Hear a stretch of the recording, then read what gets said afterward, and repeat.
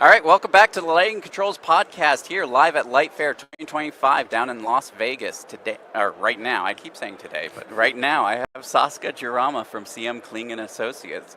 Saskia, your experience with LightFair is kind of unique because you've never been to a LightFair before, and so from your perspective, like what have you seen here? What piques your interest about what the LightFair show has to offer? I think the most interesting thing for me so far has been some of the educational sessions. There was one yesterday that I went to that was talking about like designing light, but thinking about like the wildlife around you and like that. They called it the edge of like where we design for humans versus where we design for the world around us, and keeping that in mind. So yeah, some of the educational sessions have definitely been the most interesting thing. No, those are definitely my favorite part, and I'm sad that I haven't been able to attend any this year. But that does sound like a really cool thing, and I mean, there's also a lot of like lighting controls education here that people could certainly take advantage of. Have you attended any of the lighting controls sessions? I briefly stopped into the one that you did actually yesterday. Right. Yeah, I had something else to get to, so I had to leave it pretty early. But it was definitely a really nice, like, comprehensive overview of what lighting controls are and how they fit into the whole lighting design process. It's been interesting for me because in my job at CM Kling, I also design lighting controls. So I have a little bit more knowledge than the general lighting designer out there. But some of the other sessions that I've been to, when people are talking about lighting controls, it's kind of, I'm realizing that it's not something that a lot of lighting designers really have that much experience with, which is strange in my brain because it's a synonymous process. Like as I'm designing lighting, I'm thinking about lighting controls just because that's how we do it. And so we had Ben from your firm on the full podcast, and it's really incredible to hear about lighting design firms that are now starting to really take lighting controls seriously and doing the design work. And so, like, from your perspective, what can we do to help improve that sort of dynamic and get other lighting design firms to start doing this more? Yeah, I mean, it's communication, really. I think we need to be talking about it more. We need to, as designers, we need to be talking to our clients about it and how it fits into the whole process and what you can really get in your building from having a system that is doing work for you and what you can get out of it. I think having conferences like this where we can have sessions where people bring it up and have networking events where we can talk to other designers about what we're doing. I think I've had conversations with other designers where I talk about controls just in conversation, and they're like, "Oh, you're doing lighting controls?" I'm like, "Yeah, we are. It's super cool. We should talk about it more." It's very niche right now. But so, like, is CM Kling planning on doing like seminars in the future at shows? Oh, I don't know. That's above my pay grade.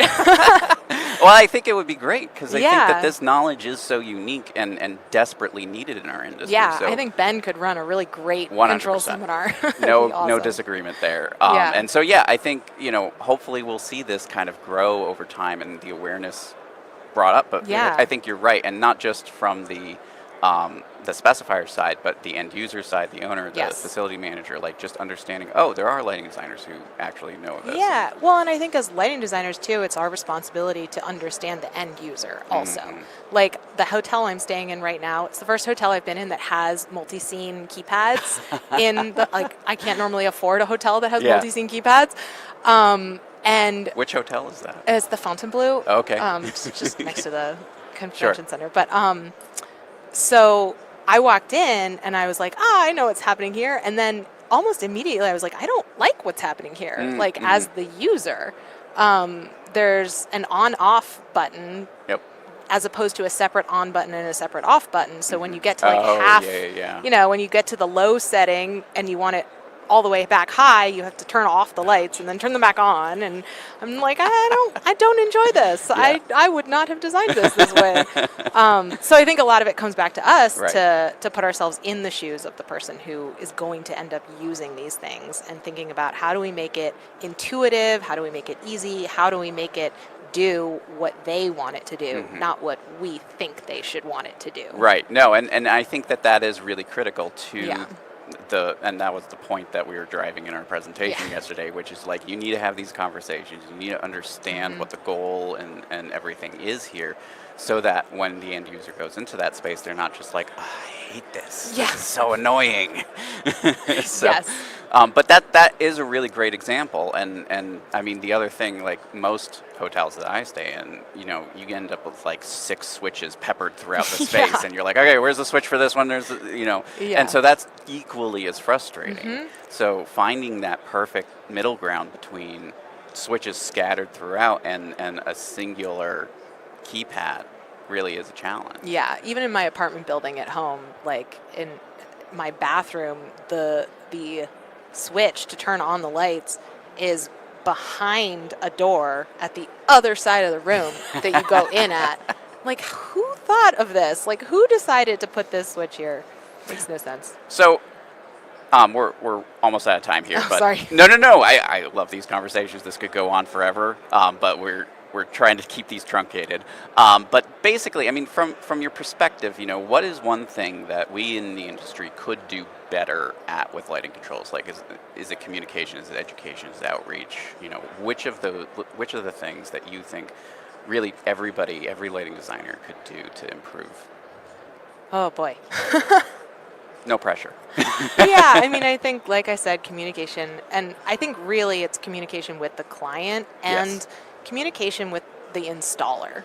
I think that the people who are installing these things, it's new, a lot of them, it's new to them also. And so sometimes we think, oh, we've written down everything and it makes perfect sense. And then we hand it to the contractor and the electrical engineers, and they look at it, and then they hand it back and they say, well, there's all of these things that you're missing, and there's all of these things that we don't understand. Like, how are we doing this? And that's not on them. They're doing their job. They're doing what they know how to do. And I think it's on us to make sure that we are being as clear as we possibly can and being available to answer questions and have those discussions and talk to them and make sure that everything is going to go the way that we expect it to go, instead of assuming that because we wrote it down, it's the way it's going to happen. And it makes perfect sense because I thought of it. I couldn't agree more. Saskia, thank you so much for coming on. Yeah, of course. My pleasure.